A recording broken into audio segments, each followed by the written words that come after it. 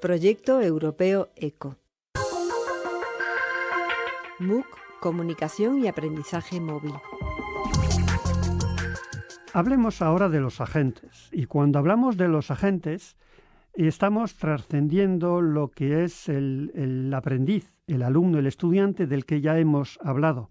Sin embargo, es muy importante que retomemos la dimensión personal del aprendizaje, porque el sujeto, el aprendiz, el alumno, el estudiante, no debe ser estudiado o no debe ser considerado solo por la edad.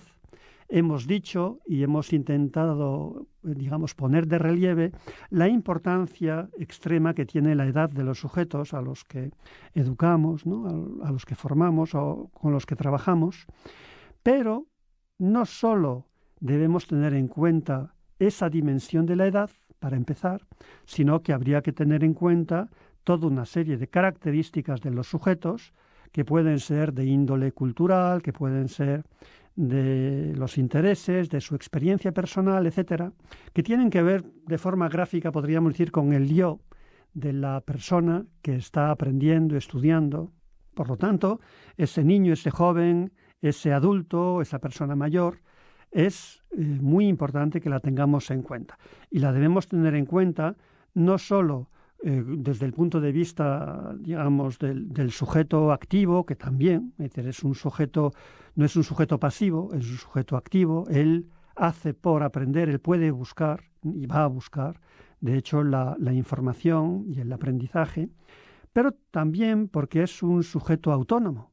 Y esa autonomía, que es un principio sobre el que regresaremos cuando hablemos de los principios metodológicos, es de los aspectos más interesantes, porque es a su vez el que hace más sostenible y más realizable el aprendizaje.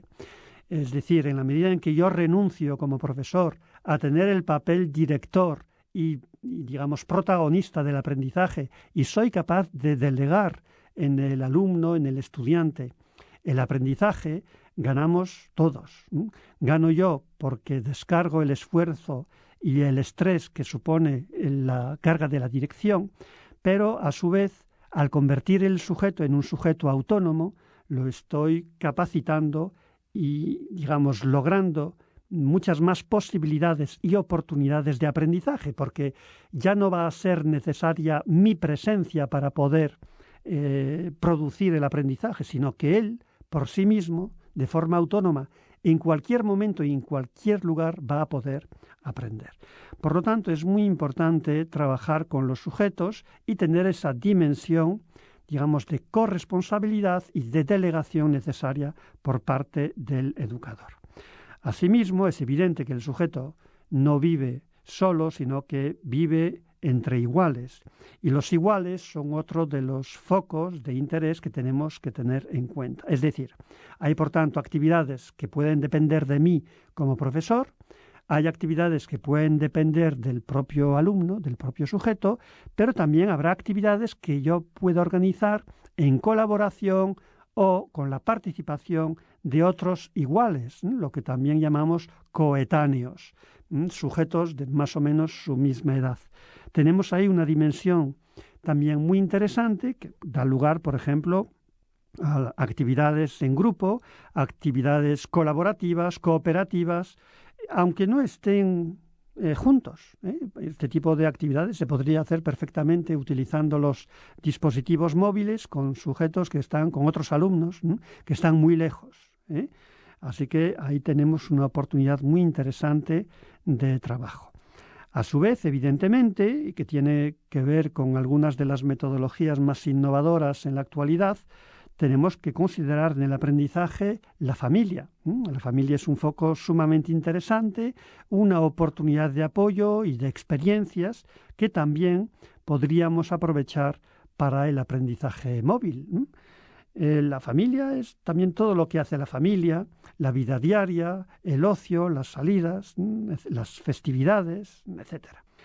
Hay, a su vez, también una posibilidad de trabajo con especialistas. Por ejemplo, si invitamos a un conferenciante, si trabajamos con un médico, si traemos a clase un médico O si cogemos, por ejemplo, una grabación, vídeos, que podemos encontrar en Internet de un especialista en un campo determinado.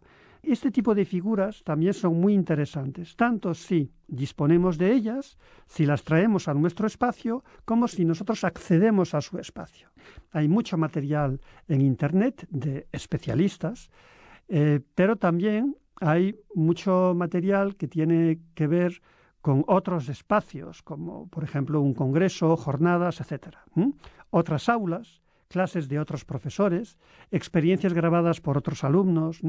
Es decir, que ese tipo de material va a ser sustancioso y sustancial para un buen aprendizaje móvil. Y finalmente está todo lo que es el entorno social. Por ejemplo, están las profesiones de nuestro entorno.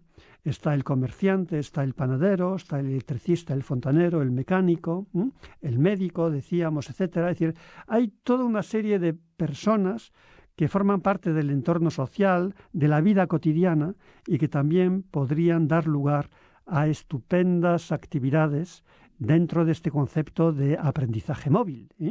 De todo lo que trasciende el aula, digamos, en la búsqueda de este tipo de protagonistas, de emisores, receptores, de enseñantes, aprendices de nuestro entorno, pues también darían lugar a toda una serie de aprendizajes sumamente interesantes. Comunicación y aprendizaje móvil, un MOOC desarrollado por equipos de la UNED y de la Universidad de Zaragoza en España, en el marco del proyecto europeo ECO.